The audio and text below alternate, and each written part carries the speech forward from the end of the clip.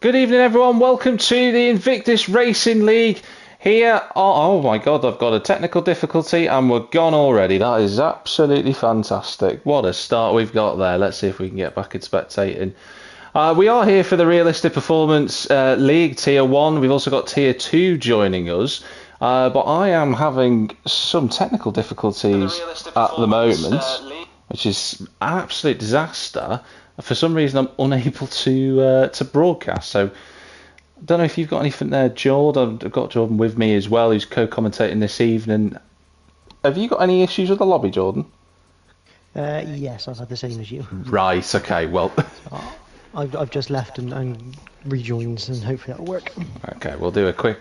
Do apologise, of course, for any technical difficulties that we are having here. It's not something that we're particularly accustomed to, but you are here for round 2 of the season at Jeddah for Saudi Arabia, and hopefully we can get ourselves back into the lobby shortly. It just seems that we're Codemasters just having a little bit of a difficulty at this present moment. I'm going to rejoin and hopefully we can get this going again. Of course, we are, whilst we're getting ourselves into the session, which we've just done, so fingers crossed that'll work. Now, we are on to lap 2. I do apologise for not being able to broadcast the direct live action. It was certainly unforeseen. Let's hope that this time around we can get things working. We are in spectator mode. There we go. So we are on lap 2. Let's get things underway. We've got in the lead at the moment, you've got Keza, who's 1.8 seconds clear of Joe in the Mercedes for this evening. Of course, if you don't know, for the Realistic Performance League, this is a chance for, there's no qualifying. We go straight into the race based off the feature race results that occurred last week at Monza. So after all that, Jordan, we're finally here. Glad to have you with us, and let's see how we get on. Yeah, Jeddah, 6 kilometre circuit, 27 corners, and walls perilously close to you as Martin on the back of Joe Hamster for second at the moment. Yeah, 9-lap sprint race, and if anything like the races prior are to go on, this could be very exciting. Yeah, it was certain, the races will certainly be bombastic, if not fantastic. Let's put it that way. You have got Martin pressure in the back of Joe already in these opening phases. Martin, of course, last week he had a set of really good results. He was quick in the sprints in Monza. He finished second in that sprint race. He's now looking for another podium here as Keza sets a new fastest lap of the race, 1:31.137. Good effort from him, and he's already off and up the road in that Aston Martin. Now we're on the third lap, so the drag reduction system is now active. Expect the train of cars that you see behind Joe to be closing those gaps up. And how important is the slipstream and the DRS around this circuit, George? It's very important around here because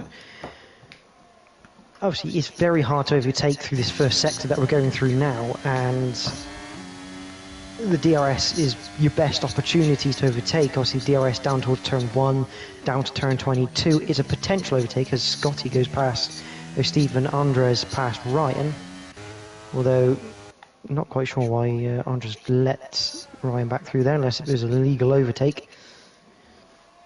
And obviously the other DRS down to the last corner, turn 27, so it is vitally important that you stay within that DRS range. It's absolutely important as Andres goes past Atsu, and that is Owen moving up into 4th place in the AlphaTauri. I know that Owen was saying earlier, can I have another car? Who's joking about it, but he is making short work. That is a Red Bull in the wall. That's Andres. There's been a bit of contact, and that's a virtual safety car. There's no front wing on the front of the Haas, which is Ryan, and that seemed like to be just a bit of a mess all into one corner between, I think it was between turn 20 and turn 21. Yeah, a bit of an odd one because obviously turns 20 and 21 are just absolutely flat, so I can only assume that maybe someone's gone for a gap that was always going to close. Yeah, a bit of a weird one, but I mean, to some degree, a bit lucky for Ryan, although he's not come in the pits to change his front wing, which is very odd. That is peculiar. Driver out of front wing. We are live. Well, we were briefly live. It's gone back up to virtual safety car again, so it must be the Stukinas gets a 5-second time penalty. Now, for some people, you might be looking to see there are a few drivers in this evening who weren't here last week. That's not just because, as the race goes live again, that's the McLaren, that's Alfa Romeo with Martin almost losing their background. They're going to go 3 wide towards turn 13. Oh, there's going to be contact between them. And sure enough, there is. That is the AlphaTauri of Owen getting pushed wide. He won't be pleased about that, but that was 3 into 1, just doesn't go. But fortunately enough, Cameron has got himself into that second place, and I have to admit the gap between himself and Kez has come down. Might be because of the peculiarities of the VSC, and that very difficult. And the 2 AlphaTauris of Owen and Merckx right together underneath the rear wing. We got a yellow flag out there for that is Stukinas, who is out. Yeah, he's crashed at turn 4, turn 5 area. A difficult corner, turn 4, if you get it wrong, but just a reminder, even though Owen and Merckx are both in AlphaTauris, they are not teammates. Owen's teammate is Cameron Sorrell in the McLaren, just a little bit further up the road, as Owen tries to go around the outside of Joe Hamster, and in the wall he goes, lost a front wing. And almost 4 wide in the background there. It was absolutely unbelievable to see. Owen, I think, did he get damage on his front wing? Did you say? I'm just looking for that camera angle. There it is. It looks like an M plate. Yeah. Oh, more contact. That's an Alfa Romeo round. That's Martin. This has all gone a bit too messy.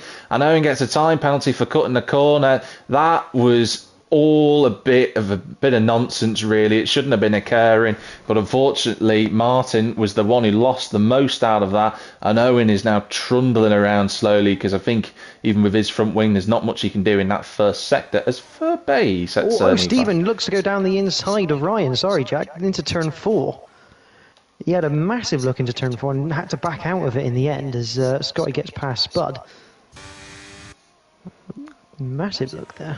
And we've got a yellow flag. It's now gone green again, so there shouldn't be any problems. There's action all over the circuit. We're on the 5th lap already here of the sprint race, and there's a lot of carnage and a lot of drama already. I guarantee that the drivers will be saying something after the race about the contact we've had as Merckx. Yes, rightfully spotted by Jordan, gets through before that.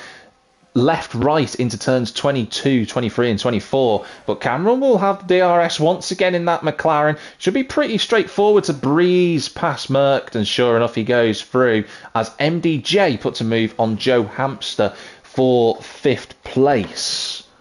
Merck's going to get DRS back here on Cameron because the detection point for the main straight is before the last corner. So Merckx will now go re-overtake and get back up to 2nd. Good move. Regulation move, you would expect that to happen, and those two, it would be ideal for them, and I'm sure Jordan would agree that they should work together at this point. They're only 2.5 seconds behind Keza. That's not an impossible back to close back as Owen goes into the pits thanks to his front wing damage. Yeah, I'm not surprised Owen's come in, get a fresh set of tyres on, new wing. Obviously only the top 8 score in the sprint in IRL. I think Ryan is still going round without a front wing, so he's decided he's going to do something different, maybe hope for... I can only imagine he would be hoping for a safety car, but at this point in the race, as Andres puts a move on Atsu for 15th place. Nice clean move that in the Red Bull. Andres with obviously that damage from earlier on with the contact, but the closest fights, you're looking at Merckx and Cameron, obviously, but then the fight for the last 2 points of the sprint, Ronanosaurus and Venturi Scotty having a great fight. Yeah, Ronanosaurus, we know he's got a bit of pace. Tier 4 driver, obviously in the Ferrari.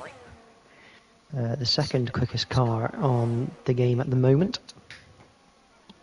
And the Alpine... He's in... that's into the wall for Scotty. That was... Yeah, that was... Now he's lost his wing. Oh, no. Absolute disaster for the Alpine. But that was just a little bit of... almost complacency. I mean, I'm not surprised the front wing is going to go past the Ferrari. There's no downforce really, and no contact between the two. Keep it clean, gentlemen. We need to be showcasing the best of our racecraft, and that is exactly not how to do it. But Scotty goes into the pits to get a new front wing. Meanwhile, the gap at the front, I've got to say, that is coming down, Jordan. 1.6 between Merckx and Keza. Cameron and the AlphaTauri of Merckx are working together, and it's working really well. Yeah, obviously Merckx, one of the quickest T1 drivers this season. Cameron not too far behind. I mean, Merckx won in Tier 1 this week. Cameron Sorrell picked up a podium in 3rd. So, if they, like we say, we kind of expect those two to be quick. But it's more impressive with Merc because that AlphaTauri is definitely not the quickest car. So Spud is out. Where has he gone off? He's gone off on the exit of turn 10. 10. Yeah, he's gone over the curb and he's just planted the wall on the outside. That's a shame. He was running in the top 10. And again, we've talked about this a few times this season with Sir Spud. He's making those improvements, but that is a shame. Merckx within DRS, though, of the Aston Martin of Keza will ride on board with him. We're approaching 210 miles an hour before we get on the brakes at turn 27, the final corner. Downshifts to third. Ooh, a little bit of a slide on the exit, but that shouldn't be too much of a problem. He's right behind that green car. He's going to blast his way through, and you imagine Cameron's going to try and look to make two cars past. Nice switch to the inside from the McLaren. Kez is trying to hold that line, and fair play, keeping his elbows out. That's going to be difficult to keep hold of on traction. Here comes Cameron towards turn 4. That's moved on, and Merckx and Cameron get themselves up to first and second, and Keza loses 2 spots before we even got to the exit of turn 2. Yeah, what's going to be interesting here, something we haven't spoken about, tyre situation. Merck is on the soft, Cameron Searle on the mediums. Now, I wonder, will those softs drop off enough for Cameron to have a tyre advantage come the end of this race? That's a really good point, Jordan, to be fair. That is a situation, you've got it on the left-hand side of your tyre technical graph, if you want to call it that. You can see that everyone, apart from ARL, are on the soft or medium compound tyres. We are on the penultimate lap, though. Whether this will now make an impact on the cars around and the fights that they're in, we'll soon see. Martin is still really close to the back of Ronan Solis. In fact, so close, he's right there with him. Despite Martin being turned around early, he's still on for a point in this sprint race. We can go on board with the Alfa Romeo. So here we go, the DRS activation point we've already passed. Now he can open it, though. And that Alfa Romeo looks to the inside, approaching turn 22, but backs out of it and almost runs into the back of him. And they've got Joe Hamster there as well, Jordan. Yeah, well, this is going to help Ronan, because now he's going to pick up DRS, which is going to make it harder for Martin to get past. Keza has disconnected, which is a bit of a shame. Hopefully he can get back in time, because if you don't get back in, Martin down the inside of the last corner, picks up 7th for now, but good traction from Ronan, and he's going to retake the place on the straight. Obviously the traction and speed of that Ferrari a bit more superior than the Alfa Romeo at this stage.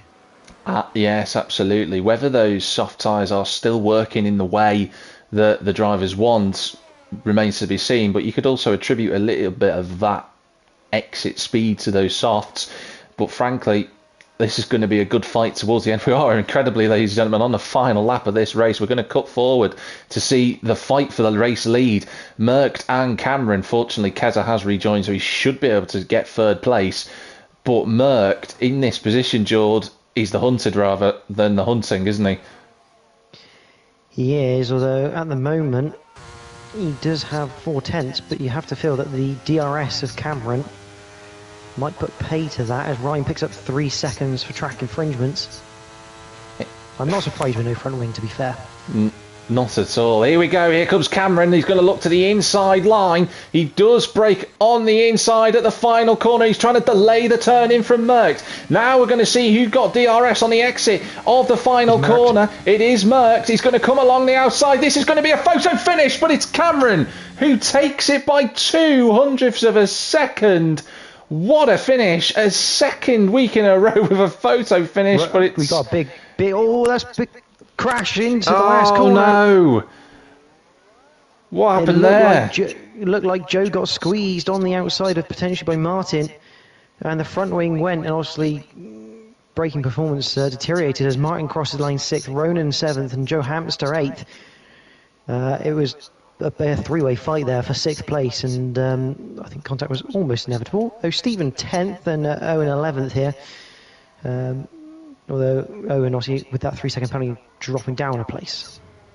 We will run through the final classification, but what a finish for the race close victory. Finish between ARL and Andres as well at the back there. That was quite good. Despite Saudi Arabia being, a 3.8 mile circuit, it's certainly proven that the gaps are intensely close. Driver of the day going to MDJ, who wanted to mention actually the Williams is again another good set of finishes for the Williams team. Not necessarily, they're not teammates, of course. MDJ and Ginger Tiger, as far as I'm aware. But let's look through these sprint results. It's Cameron who takes the race victory from Merck by 200ths of a second.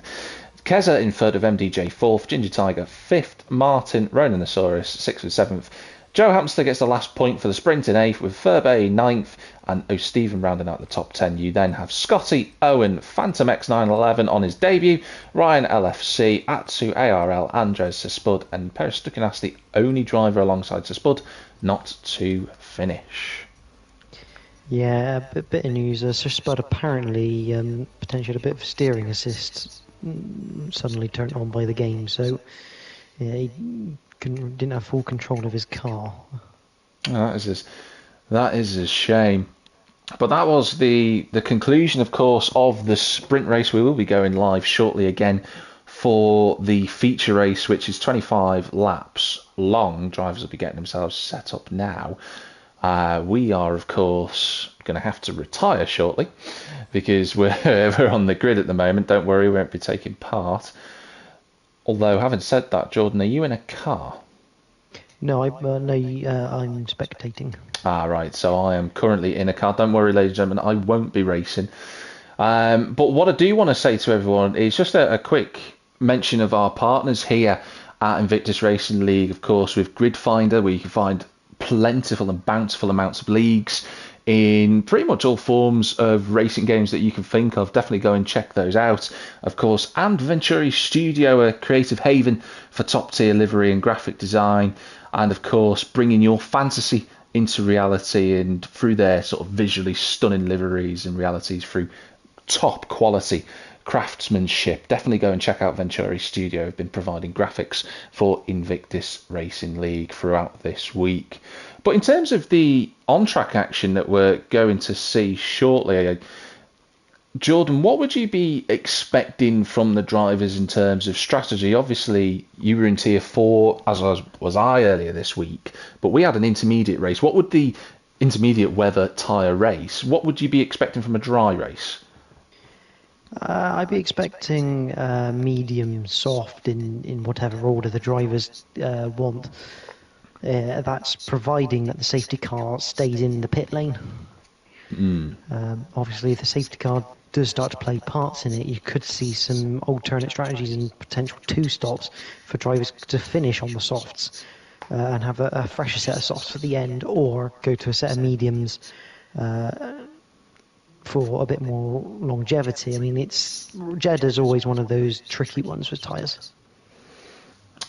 Yeah, it is a very punishing circuit. A lot of very fast corners that you can attribute to in the first sector. I know that the rest of the lap only realistically has, after turn 13, maybe 2 or 3 heavy braking zones that you would take out of the tyres. But that first sector is very, very punishing. And I think for the feature race, Jordan, what would if you were talking of new drivers, Phantom X911, where is he on? I think he finished outside of the top 10 in that race. And I think he wasn't in the car as well. Okay. But what would you say for those that are a debutant or those that are looking to join Invictus Racing League? What would you say would you be your key points to make out? What would your approach be for a feature race like this? Mainly be sensible, just almost to understand when a move is definitely on, when it's not. Because the key to any street circuit, and generally if you're looking to try and get a decent championship run, is finishing. And just obviously if you finish in the feature race for the RP, you score points no matter where you finish. So just finishing is the key mindset here, making sure you stay out of trouble, because naturally if you stay out of trouble, you'll be ahead of those that do get into trouble. Well, we are seconds away from the start, and although typically I do introduce this session, I'm going to let Jordan do it because I'm in 20th place, so Jordan can talk us through and let's see how quickly I can retire. Off you go. So we have the 5 red lights then, and we are green for the feature race in Saudi Arabia. Who's got the best getaway? It looks like Cameron's got a good getaway. Merck's looking to the inside, isn't going to get him though. It's a bit wide there from SFR Martin. 2 Williams side by side. got just lots of mini battles as we exit turn 2, as you'd expect. It's like Joe Hamster getting in front of Ronan there. So between Owen up into the top 10. Side by side between the front two, and Merck gets in front. There's Cameron fighting back as well, going around turn 9. Great driving between these two, and that's a virtual safety car. That is the Aston Martin of O'Stephen, and I think Owen has been caught up, with a broken front wing. This has been a bit of a mess in RP1/2, but something's happened to O'Stephen. It's brought out the safety car, virtual that is. And it looks like Perez Stukanas and Atsu have both been given 5-second penalties, potentially for contact. I think Jordan as well, maybe we could point out in terms of the drivers, almost, it's effectively a merged lobby this evening, isn't it? It is, yeah. We have 5 drivers from the RP2 lobby now. RP1, RP2 isn't a tier difference as such. It's just 2 RP lobbies. They're done exactly the same in terms of tiers 1 to 4 drivers are in there to have this kind of special formula we have for RP, where the slower tiers get the faster cars, and obviously, as you see, like Merckx and Cameron, the faster guys in the slower cars. Those from RP2 consist, I think, as we go green again, it's Perez Stukanas, Atsu, Andres, O'Stephen, and MDJ. McLaren of Cameron goes up the inside of Merck, and that's move done. MDJ there in third. You've got Keza, Ginger Tiger, Martin, Joe Hamster, Ronan, Venturi Scott in ARL, and one of the drivers, I think that's someone just going a little bit slowly there. Did you see that, Jord? Spud spun out of turn 27, and he's had to come in for a new front wing. That's unfortunate. What's interesting though is top 8 on mediums, Scotty on softs, ARL mediums. Is a bit of a mix on strategy here for the 16 drivers that haven't come in the pits earlier. Yeah, that's quite. And there's the pit stop strategies in front of you on screen that you can see: soft to medium, medium to hard. It will be interesting to see whether that plays out. There is a bit of a queue forming in terms of Keza is a second behind the top 3 who are all within DRS of each other, but Keza is really fighting to hang on to that Aston Martin, but he's got Ginger Tiger, Martin, Joe, Ronan and Scotty all within a second of one another, and that is move done for the Williams of Ginger Tiger into 4th. Meanwhile, Merckx is all over the back of Cameron, still practically pushing him through Schumacher's corner at turn 22. No DRS yet, will be available on the next lap, but won't be available until the back straight. And it looks like here comes MDJ looking to get the pair of them with the Williams. Doesn't quite do it. In fact, he gets boxed in there, and Merckx comes back, and he's going to try and take the lead as Cameron is almost looking too much at MDJ. He was, and that's one thing to factor into this fight as MDJ goes into lead. That Williams is very quick in a straight line. Merck's going to go back up the inside. That's a great lunge, but he's just not quite close enough, and MDJ fends him off. So 2 moves from 3rd to 1st within the space of a corner. The Williams takes the lead. Merck is just trying to put that pressure back onto the Williams, but he can't quite make it through. As Jordan rightfully said, no DRS previously, but we are now on lap 3, so that is activated. These 3, though, are still managed to put themselves a little bit of enough of a gap ahead of Ginger Tiger. If they can work together, Jordan, they'll probably pull away from the fighting group behind them. They most certainly will do if they work together. Got a yellow flag that looks like Andres, and we have another virtual safety car whilst he gets going again. Stephen in the pits. I don't know if that was for a new front wing. Not quite certain. He has gone onto the hard tyres, which contrary to reports I've heard, that can make it 22 laps to the end. They'll just be very difficult to drive on come the end of this race. I mean, if you had started on the medium tyres and the virtual safety car was still out, Jordan, would you pit now? Would you be tempted to try it? Personally, no. I think the biggest problem with the virtual safety car, it's okay if it comes out and you're right near the pit lane. But the problem is you never know when it's going to go green at this point. It could be going green now, it could be going green in half a lap's time. And not to mention, I think those hards would be very uncomfortable at the end of the race. You'd be quite slow on with the lack of grip. There's always something to factor in, of course, but nobody has done that, and this virtual safety car is still carrying on. So no one deciding to take that risk, and they're all following Jordan's advice, which is, of course, perfectly sound. two-time champion, of course, of Invictus Racing League is Jordan, and current T4 championship leader, if I'm right in saying.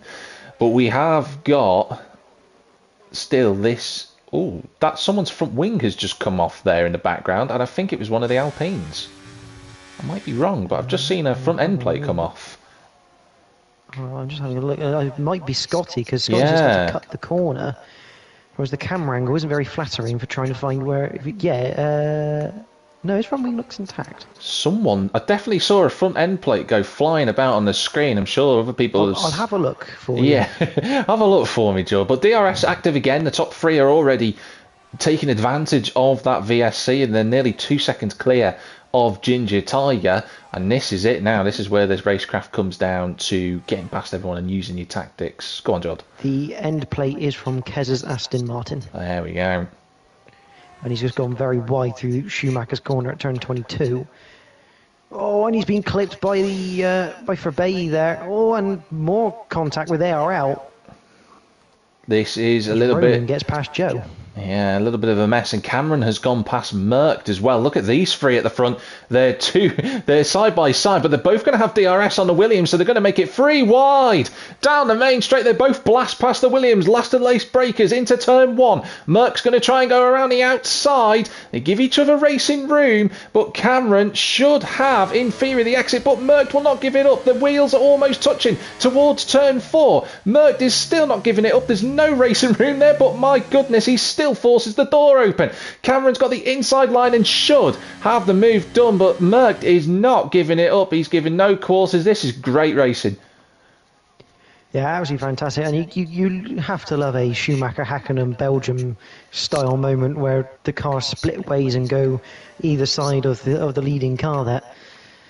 And it's good to see the respect between the two as Fairbairn and Scotty go side by side through 13. Fairbairn coming out on top for now in that battle. But those two would probably want to hope that they get a bit more pace out of this because they're on the soft compound tyres. You would expect them to close up in the first sector, and those soft tyres should still be good after a couple of periods of virtual safety car as Spud gets a time penalty for speeding. The leading train is very close again, once again coming up towards the last corner. Here we go once again. Merck's got DRS round the outside of turn 26. Straightforward enough. MDJ is also trying to go through. There's loads of fighting all over the track, but we're concentrating on these front three. Cameron elbows his way to stop MDJ going past. But as I said before, that Williams is quick in a straight line. And here comes the slipstream from Cameron to go past into the lead again. And will MDJ follow him through? The answer is no. As Sir Spud comes out just at that point. Yeah, I think that's quite smart out from MDJ. He could have tried to make that 3 wide then, but decided better of it. I think following these two is a good strategy because Cameron and Merckx, as we know, very quick drivers in their own rights. Spud has unfortunately retired, and that's a safety car. Well, that changes the entire complexion of the race. I'm looking to see he's 6 cold tyres, and he was on the hards as well, so no surprise really that Spud's lost. If he were to lose, it was going to happen there. So shame he was running well earlier, but that just hasn't concentrated itself into a race finish this evening, so that is a shame, but he'll go again next week for round 3. Absolutely, and this is going to help those that had issues earlier, like Owen, ARL, Keza. This is going to help because this is going to bunch everyone back right up.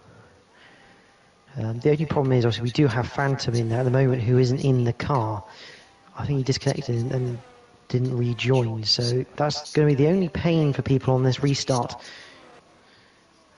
Is having Phantom there, almost creating an extra car gap between whoever's in front and behind him. Not ideal, but hopefully for the restart they should be able to glide past Phantom, but we will wait and see whether that is the case. Cameron in the pits, and I was about to MDJ. I was about to ask, is this the best time to try and go onto the hards to the end? Ronan taking a bit of a gamble here. He's staying out on mediums. He stays out, and as does Joe Hamster. As is Joe, yeah. What is for Bay? For Bay's coming in. Per Stuckness is coming in. A bummer about Phantom because he's an AI. We do have to wait for a little bit of time, don't we, before Phantom comes down the straight. And this Ghost is carrying on. So where will the drivers feed out? It's going to be quite close. Ryan in the pits, Venturi, Scotty, he's staying out, is Scotty, but then he's only recently pitted for his hards. ARL come in the pits. Owen, what's he going to do? Owen's going to stay out at the moment. On 4-lap old medium tyres, or 5-lap old now at medium tyres for Owen. So it makes sense for him to try and gamble and stay out. Yeah, I mean, you kind of have to think with Jeddah, there is a high chance that this isn't going to be the first safety car of the night.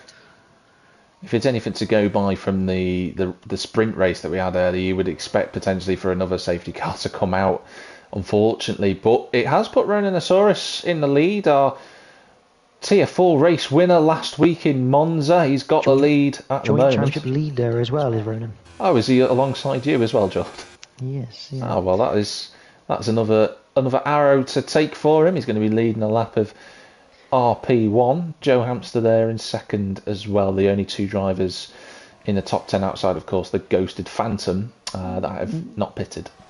News from the paddock is Sir Spud got hit in the last corner and got rear wing damage, which, as we know, once you get that, very easy to lose the car.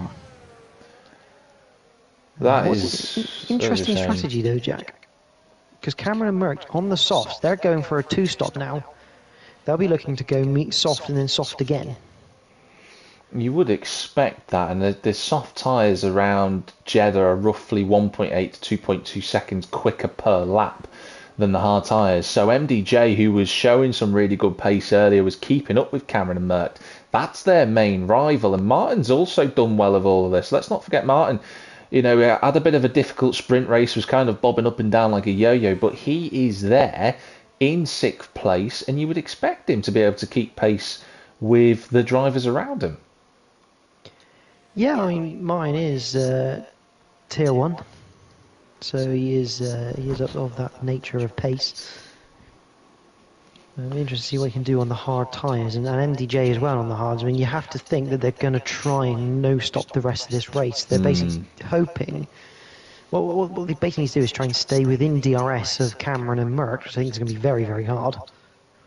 But if they can do that, they'll be able to not lose too much time so that they have as big a gap as possible when Cameron and Merck do eventually come back in the pits.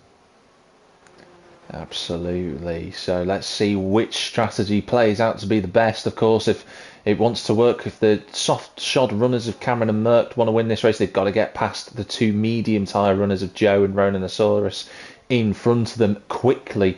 Otherwise, they'll get stuck in a DRS train with MDJ and Martin, which is the last thing that they want. If you are just tuning in, don't forget, you are watching Invictus Racing League, the tier realistic performance League 1/2 for this evening. Round 2, of course, on the calendar.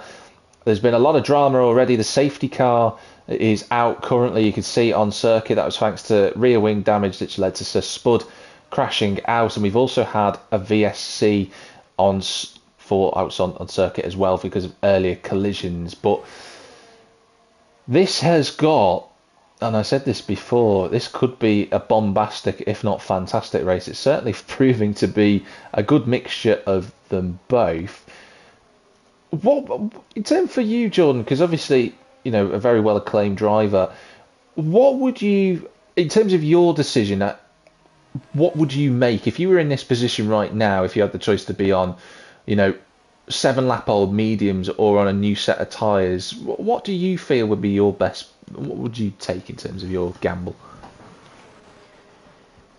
It's a difficult one because to some degree it depends where you're positioned. Obviously, if you're positioned near the front, I think the gamble that Cameron and Merck have taken is quite possibly the right one, taking the soft tyres, because you can basically just abuse the softs now because you're going to be coming in for another pit stop, so you can basically abuse them and get as much speed out of them as possible.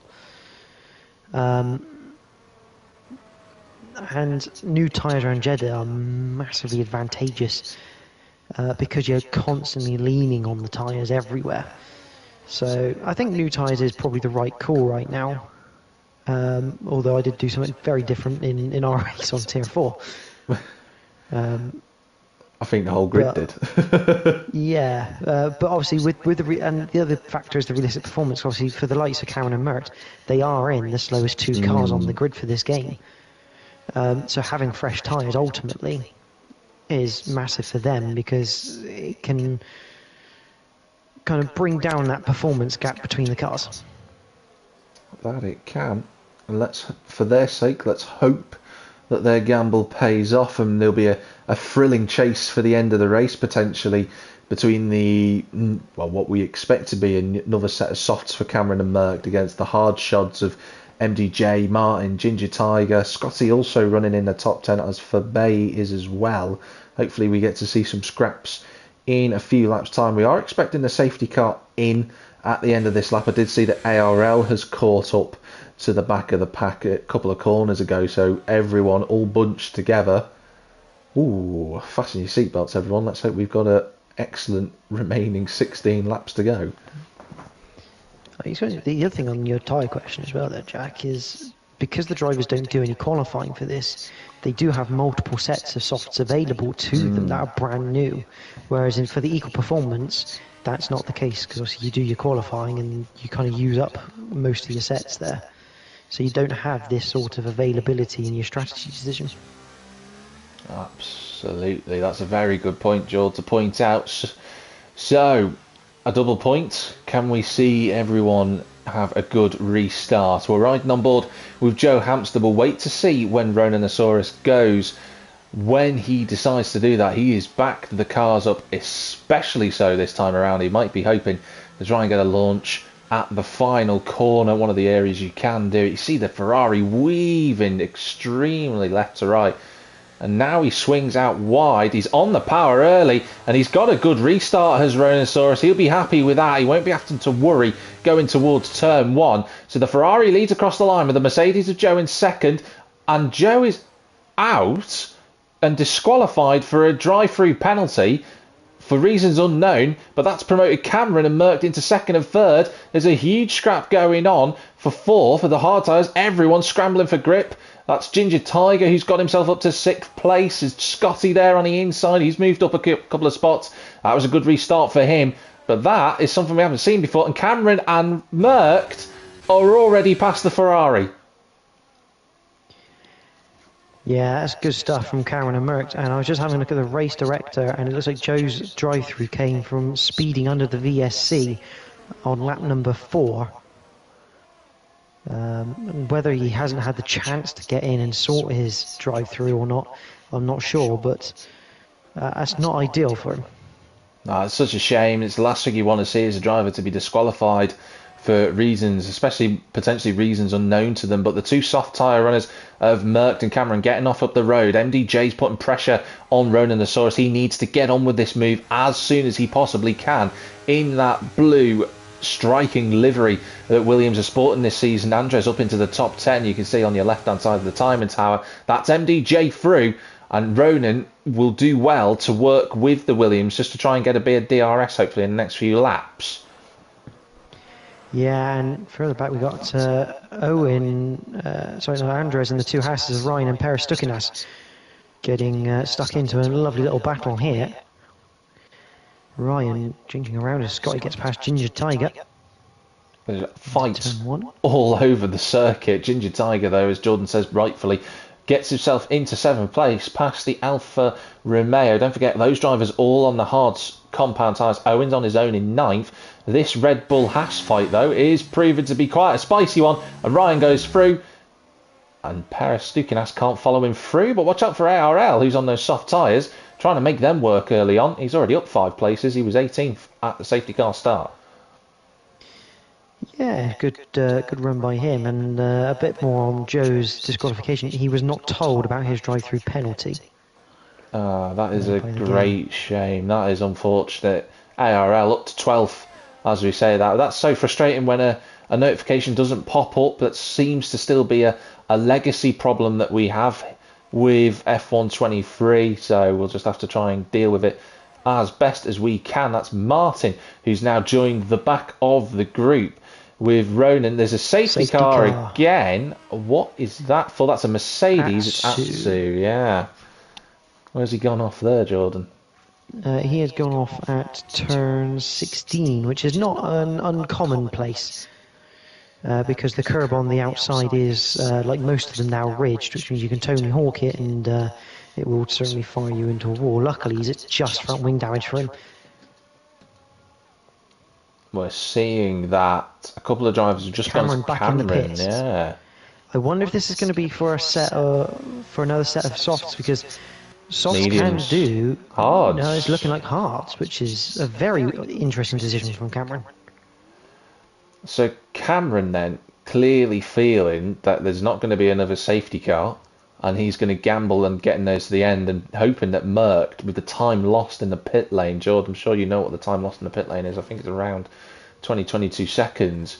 But around that, yeah. Yeah, so he's going to hope that he can not fight too much with the cars in front of him, and then use that time gained from Merck going into the pits to try and pull his way forward. Yeah, it's going to be interesting to see how this works out for Cameron. Proper mixed up grid now. It really is. It really is. ARL's up to 8th. You know, if we consider that the first safety car we had earlier on, ladies and gentlemen, was 4 laps ago roughly, and ARL's gone up 10 places in that time. I mean, that is a gamble that has well worked for the McLaren, and they'll be chuffed to pieces with that. Yeah, I mean, first week back from ARL as well. He's had to get some extra practice in this week to get used to the cars, but he's done a fantastic job this race so far. And again, he's not been put in, for someone who hasn't had as much practice as the other drivers, he's not been put in a very easy situation in that McLaren. No, and he's also the last team member remaining of Joe's Lost Sandwich, which is the team name, if you're wondering. I'm not just saying that Joe's lost a ham butty somewhere. Him and Joe are, of course, part of a team. So ARL representing for those drivers at the moment. You've got Merck out in front. Of course, still has to pit again. We're not expecting MDJ, Martin, Scotty, Ginger Tiger or Fairbairn to pit again. Ryan is an unknown. The mediums, it's unlikely, I think, Jordan, you'd probably agree that they would last all that long. But with safety car running, who knows? That's the thing. I mean, he put them on 6 laps ago now. We've had three of those have been under safety car, haven't they? That's the thing. So they're probably actually still fairly fresh. So I think Ryan probably can go to the end on that set. ARL is probably ARL Merck are the bigger questions, I think, on the soft compound. But again, they've hardly had much race running on either. So the moments moving forward then that we're going to have, you know, we've got another lap of safety car. We've got Atsu and O'Stephen in the pits getting on another set of tyres. Atsu's gone for the soft tyres, so he's hoping that they last all the way to the end. O'Stephen going for something more conventional. You would expect the mediums to last till the end, but that is not a new set of mediums, is it? That's 2 laps old, so it's a scrub set. But what sort of laps did he have on those? That's the question. Because could they be from maybe the sprint race if he pitted? Every chance on that nature as well. Could be. So we've got a second safety car.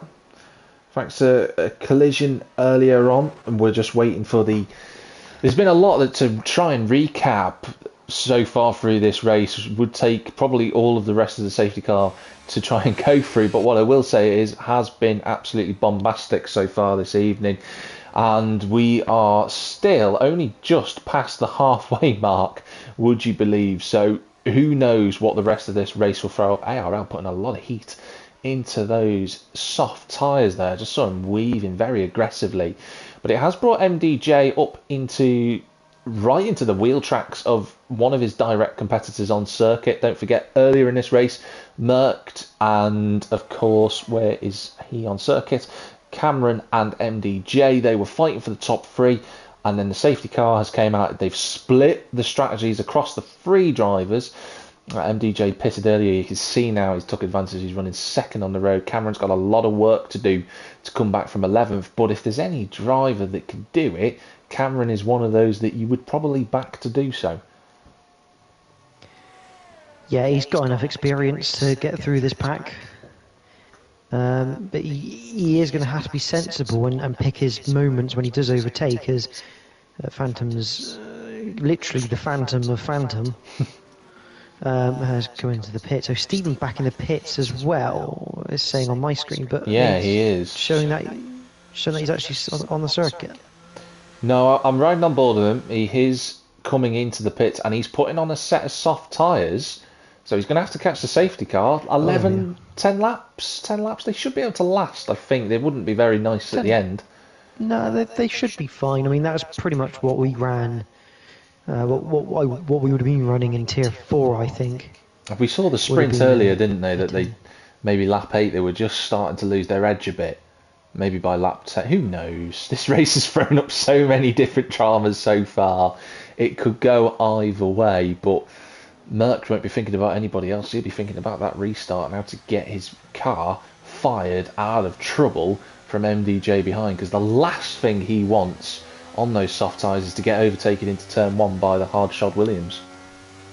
Yeah, exactly. He's going to have to...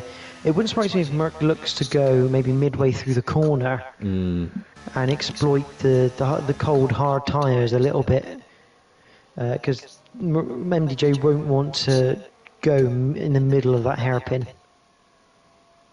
No, he certainly with the contact patch and the limited amount of grip that the hard tyres have, especially under safety car, with the heat cycle not having been put through them. What we mean, of course, by the heat cycle is that, you know, tyres take a little bit of time to heat up, and typically they heat up a lot quicker when drivers are going at high speed. Safety car in this lap, so this has got all the hallmarks of being... Big gap between Ginger and Martin. Yes.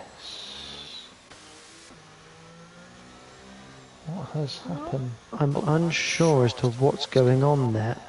Well, I've now got on my screen, I've got a very small gap, almost 2x2. I'm not sure what's gone on, but we'll ride on board with MDJ. He's right behind Merck. Merck is slowing it right down. Andres has picked up a time penalty, which is a little bit clumsy. And sure enough, Merck does go mid-corner. A little bit of a snap on the exit, but those soft tyres fired up already, and Merck should just be clear of MDJ as we approach turn 1. Tell you who isn't clear, it's Martin and Scotty. Scotty going up the inside before we even get to turn 1, and he goes through in the Alpine. That's a good move. Then it's Martin, Ginger Tiger, Furby, Ryan, first of those medium drivers. Then it's ARL, everyone getting through quite cleanly there so far. Cameron not made any up positions just yet, but he's on the inside of Perestukinas, and he goes through, and that's 1 done. 9 more to go. And Merck's gone.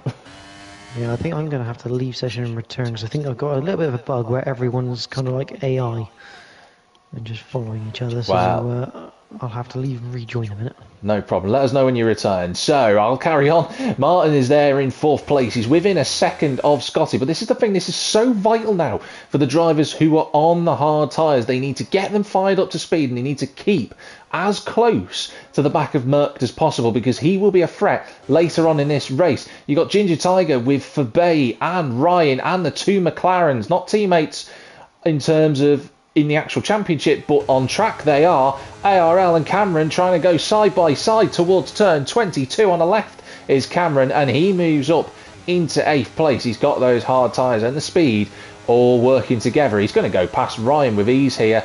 A little bit of ERS management there, and he flies on through just about, and he's now into 7th place, having to defend from ARL, who was looking at a potential little dive on the inside. That didn't quite happen, but everybody else so far so good. Now Merck tyres clearly on the 9th lap, he's lost a little bit of time to MDJ. That's Martin looking in the background with Fabay, and Ginger Tiger was the one who moved to the inside, I should say.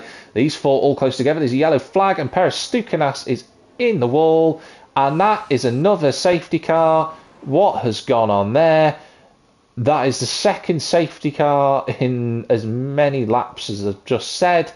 3rd safety car of the race, and Merck and ARL will be absolutely delighted that they can go into the pits, get a new fresh set of boots on, and although they will lose a lot of time, they'll be on the best tyre. Now the question remains, will any of the other hard tyre runners go into the pits as well? Because it's well worth them looking at softs. It just depends, is the time loss worth it?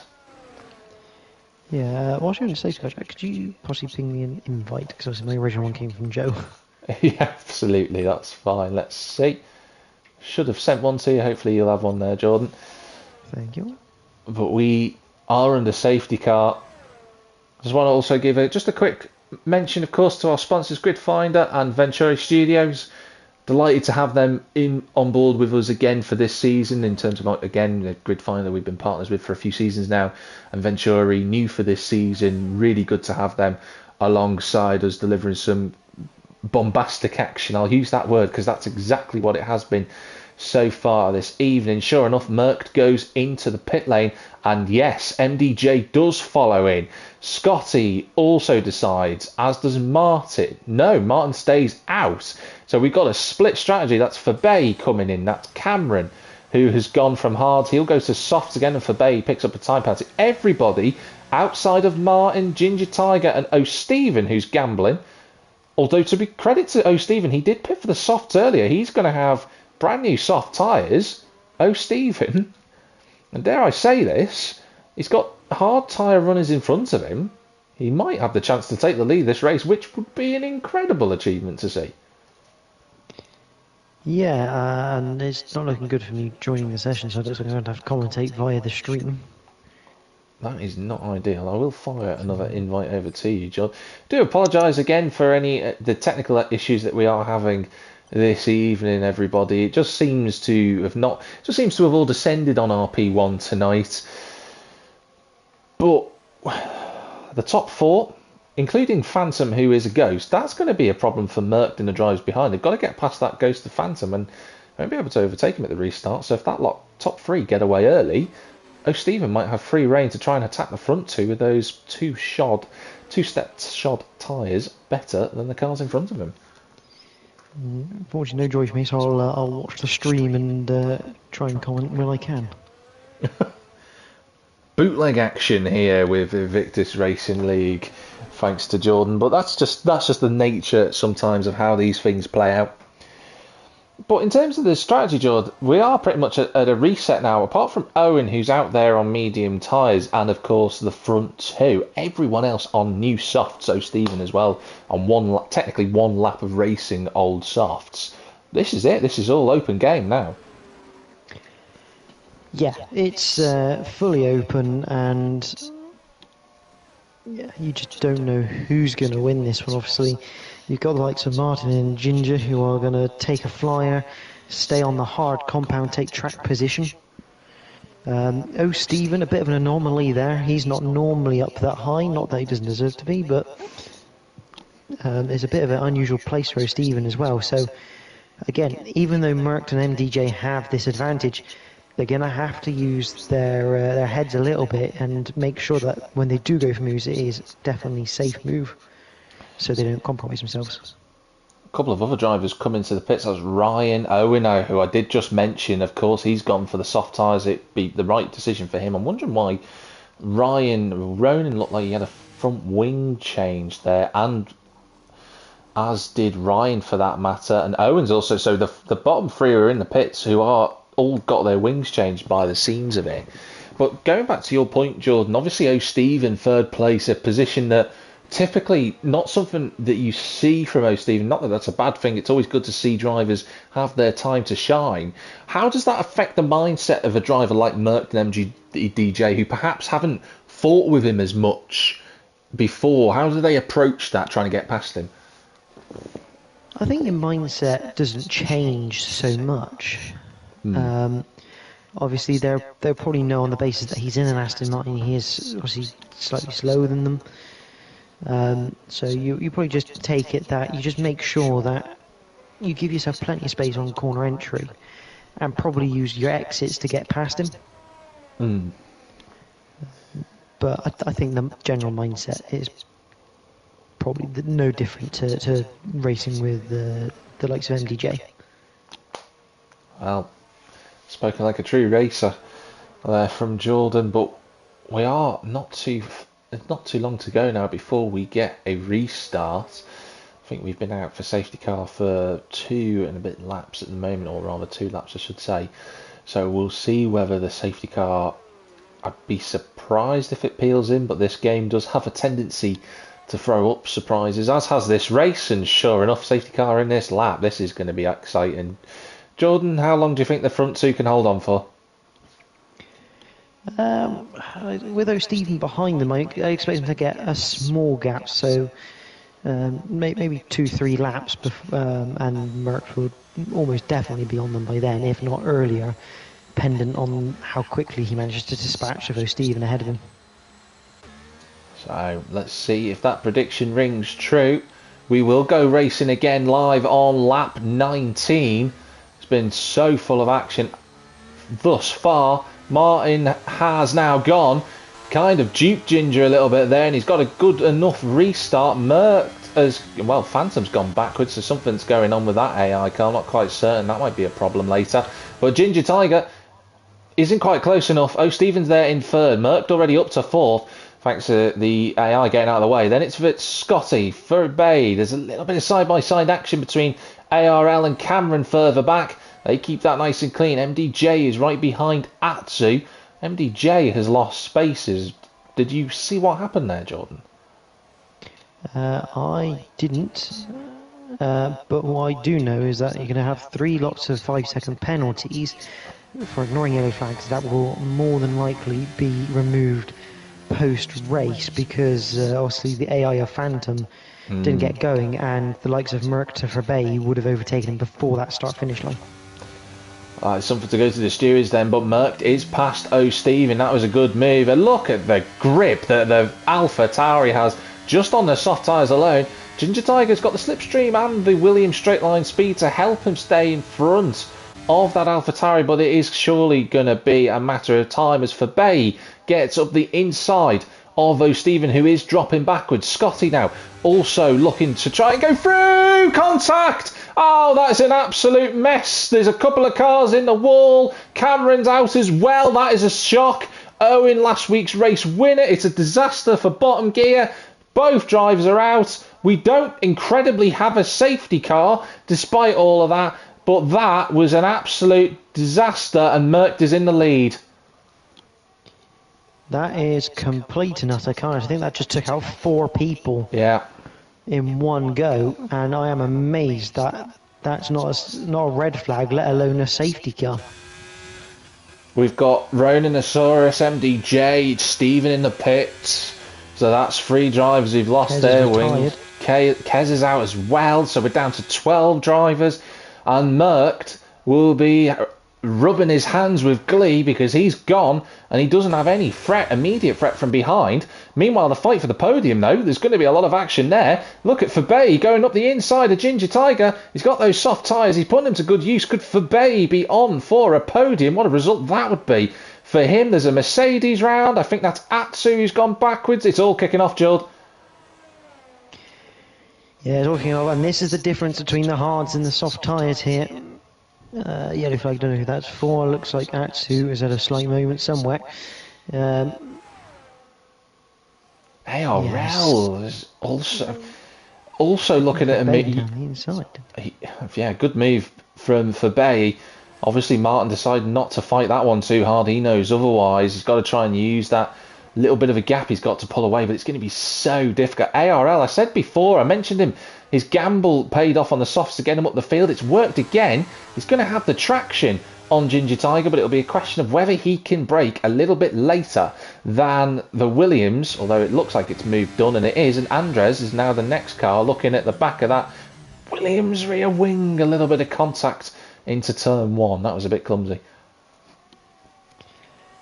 Yeah, a little bit clumsy, but obviously they've all kind of got away with it. I think I'm just seeing that now. What you've just seen, obviously. Oh, Andres has hit the back of the Haas of Ryan. I think either that or he's clipped the wall on the inside, one of the two. But the Red Bull is out.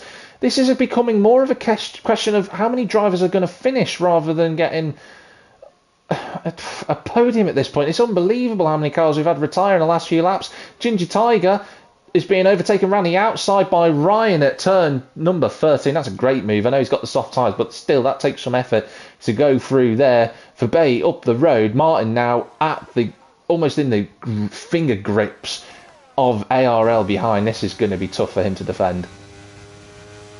Yeah, and everyone who finishes here is going to have a very nice result come the end of it. As we continue, obviously, I must admit, I'm probably about 5 seconds behind you in terms of stream to what you see, but I can see ARL making a move on Martin, which everyone's probably already seen. Martin's just gone back past, actually, and Ryan's actually... ARL went deep into the corner, incredibly, and Ryan also went through. So could we see Ryan get a podium? I mean, what a result that would be. Here comes the Haas. No problem at all for him. Blasts on through. DRS as well. Can ARL follow the Haas through? He can't. Martin putting in a defensive masterclass, and Ryan, if he can get on with it, let me just have a look at the penalty situation. Fabay's got 10 seconds, so that's 2 5-second worth of penalties. Ryan could be on for second. What a great result for that would be for him. Yeah, a big stark contrast from his sprint race. I would probably suspect that Fabay's penalties would probably be down to 5 seconds, as long as he puts in for the overtaking under yellows. But yeah, it's going to be a great result for Ryan if he can keep it there. As I see ARL passing Martin up towards turn 13, which is probably what happened. Yeah, he has done. He's got through, and the other thing for ARL's not quite within DRS though of Ryan, so SFR Martin's not out of this yet. He can use the power of the drag reduction system to just breeze back up to the McLaren. Look, we're riding on board with him, and he has done, but his line into turn 22 wasn't ideal. That's just going to give ARL just that little bit more breathing space than what he was expecting, and ARL's nearly within that DRS range, which would be so vital for him to try and defend from Martin, and maybe even attack for what could be second place thanks to the penalties up front. Yeah, absolutely, and we know ARL's got good pace. Obviously, Tier 1 himself. It's gonna be close in the last few laps here. It really will be, and this is the closest fight on circuit. This fight from 4th through to 6th. I mean, you can also include Ryan in that because he's just about a second clear of the McLaren that we're following through this incredibly quick first sector, going through so many corners. ARL just about gets himself into that DRS window. It's a question of whether he can stay there before the DRS activation line. This is one of those races, ladies and gentlemen, where if you just manage to stay out of trouble, you seem to be scoring points. And with the 11 drivers we've got in, they're going to be all scoring substantial amount of points this evening, but I guarantee there's going to be a lot to be said come the end of this race in the stewards area. I feel sorry for the stewards who are going to have to go through this menagerie of incidents this evening. But Ryan, can he hang on to what? Oh, well, I was going to say what could be second place, but Fabai has got 5 seconds, and if one of those 5-second penalties is rescinded, Fabai is on for second. Yeah, we haven't seen much of Fabai this season, only this week. But he has had good pace around Jeddah. He'll be looking just to get that lead over Ryan, at least over 5. You won't get 10 out of it. That'll be a bit of a push. He'd have to be on the back of Merckx pretty much to get that one. But the question is, if ARL gets on the back of Ryan, they start to fight. It then depends how much time they lose fighting. As I also see, I think Ginger Tiger looking down the inside of Martin on the stream.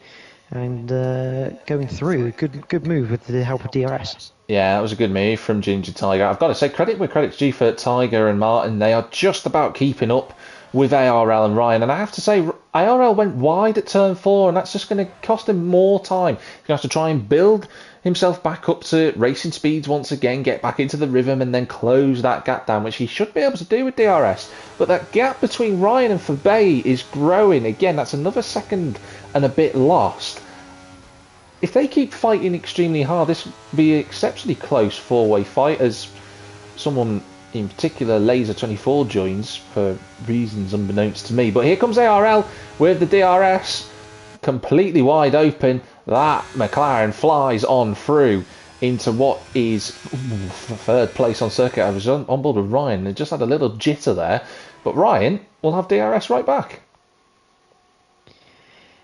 Yeah, it's the nice thing with Jeddah, when you're battling near the end of the lap, you know you've got 3 DRS zones that are very close to each other, and they've all got their individual detection points. I do indeed. Ryan coming to the inside. He's fighting back against ARL. He goes through, and that is the Haas into third place. This is the final lap, ladies and gentlemen. This is it for everybody. Merckx is on his way to what will be a race victory with or without the penalties, because he's far enough ahead of the rest of the group behind. He's only got 5 seconds, and he's currently 12 clear of Ryan in third place. So Merckx, that'll be a great result. He'll be chuffed with that, especially after the close finish he had earlier for the race victory. But it's a question now of who's going to get third on track. Yeah, that is ultimately the biggest question. Obviously, with Fabay having 10 seconds at the moment, it's technically going to have Ryan second, ARL third at present. Is actually going to chuck Fabay down to about 6th, I think, if my maths is correct. Well, thereabouts anyway. Just at the back of 6th, yeah, you'd be spot on there. This is going to be an incredible drag race. I will cut to Merckx when he comes round the final corner. I'm just watching Ryan, ARL and Ginger Tiger all scrapping for this on-circuit third place, which could end up being second depending on how the time penalties were. So it's Merckx coming towards the line. He's avoided the chaos. He's avoided the carnage. He's going to win. Well done, Merckx. Well deserved. Great result for Bay. Second on the road. Look at ARL up the inside of Ryan. He's trying to squeeze as much as he can. Who's going to get the best run on the line? This is going to be another photo finish. DRS wide open for the Haas. It's going to be on the line, but it's Ryan who takes second. ARL in third, Ginger Tiger fourth, Martin fifth, for Bay with penalties in sixth. That's an asterisk, of course. We'll soon find out what the real, in terms of finishing positions, will be. Everybody else, MDJ and Ronan swapping places coming towards the final corner. Ronan with a huge slide, but he's lost a lot of time because of that. Take a breath, everybody. That was some race. Yeah, I mean, action happening almost every lap, apart from, I think, Bernd Mailander leading the most laps in that race, quite potentially, in his Aston Martin safety car. But well deserved from Merckx. He's driven well. I mean, he's got the toughest car to drive, and he's made it work. Obviously, he's also taken advantage as well of those that are up there having misfortune, and he's taken a nice little points haul there.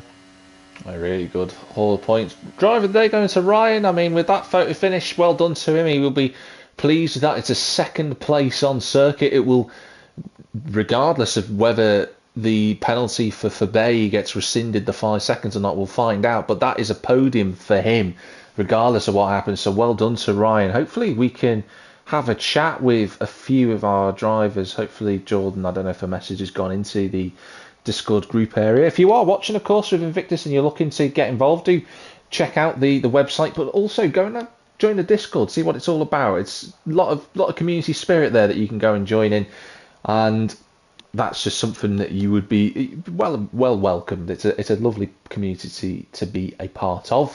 But let's have a quick run through of these race results. Provisional, of course, it's Merckx with the victory.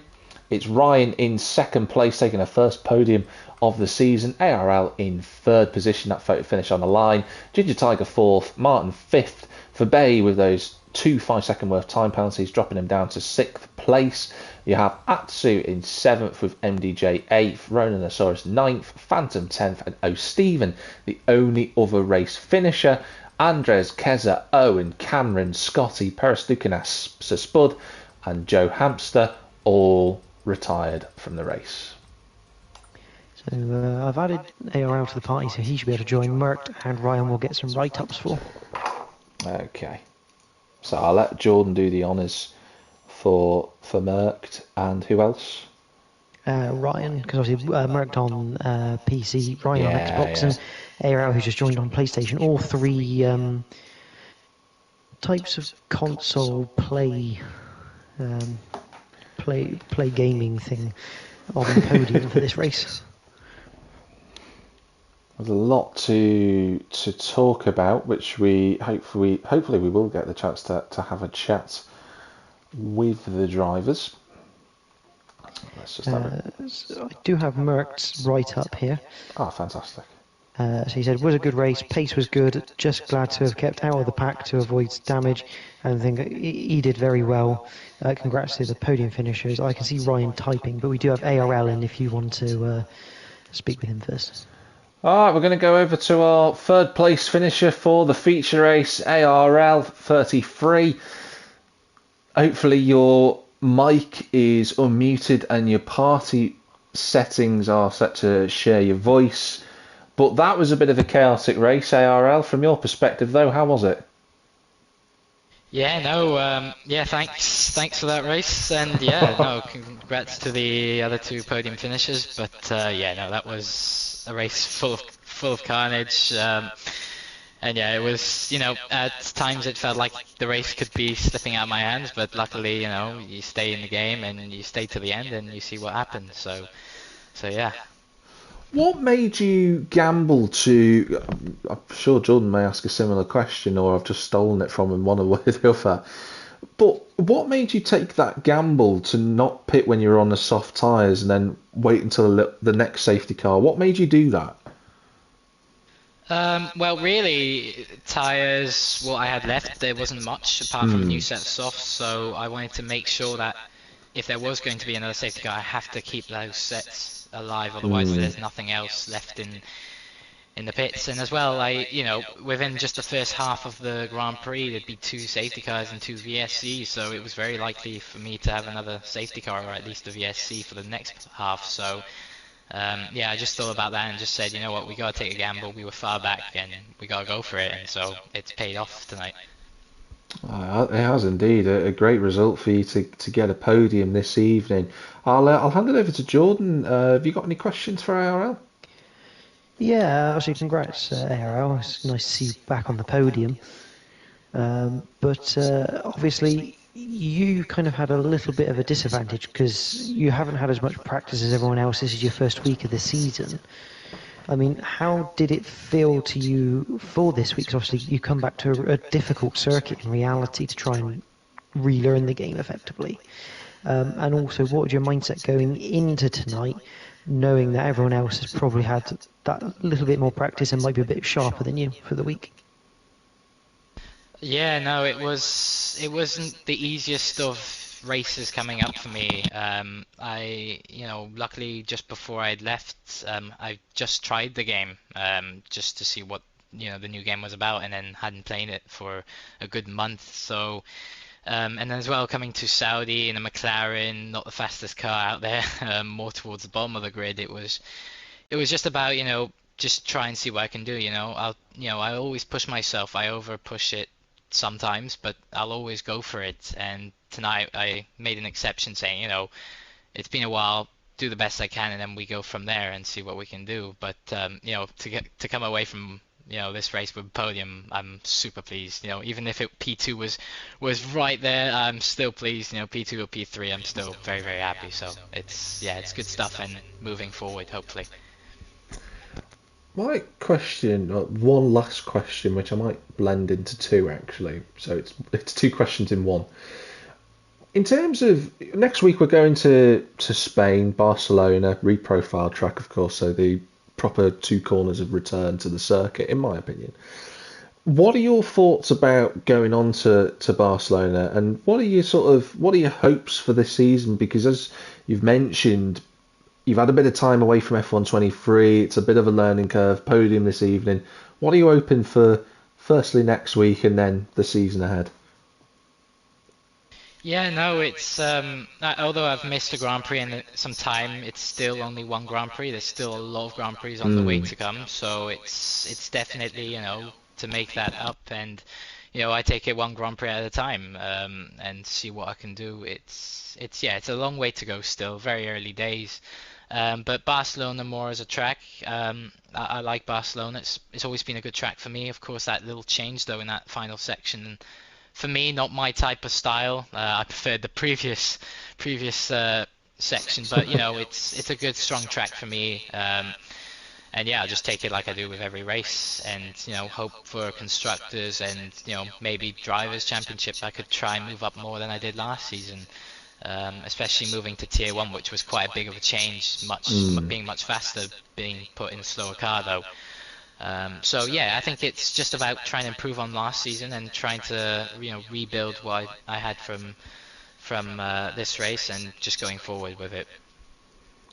Well, that sounds like a good plan moving forward, and hopefully those dreams and ambitions come to fruition for you. But well done, congratulations on your third place this evening, well deserved, and hopefully we'll be having a chat with you again soon. Yeah, thank you very much, lads, and yeah, congrats to the other 2 podium sitters, and yeah, thank you very much. Cheers for that. Jordan, have we got any more write-ups? Yeah, Ryan's got one for us. So the last person we kind of need to speak to in quotation marks. So Ryan said he got taken out lap 1 of sprint, so drove around with damage to save tyres. Race pace was okay. Got a bit fortunate to be on the podium with the lap 19 carnage, but managed to keep clean in the second half for a podium. He also says congrats to the other 2 podium finishers. Well, there we go. That is our top 3 for the feature race. It's been full of excitement and absolute entertainment in terms of on-track action. There will be a lot to talk about in the coming days regarding the stewards, penalties and collisions. So we will look to see how the championship table unfolds following these provisional results. As I mentioned though before, that is the Realistic Performance 1 League for this evening. That is the end of the action. Of course, thank you to our partnerships with Gridfinder and Venturi Studios. We'll be back next week for round 3, which we'll be heading off to sunny Spain and Barcelona around the Circuit de Catalunya. But from Jordan this evening, it's goodbye, good night. Good evening. And from myself, Jack TM53, it's good evening. And wherever you might be in the big wide world, have a good one and see you on Monday for Tier 4 and Tier 3 action here with Invictus Racing League.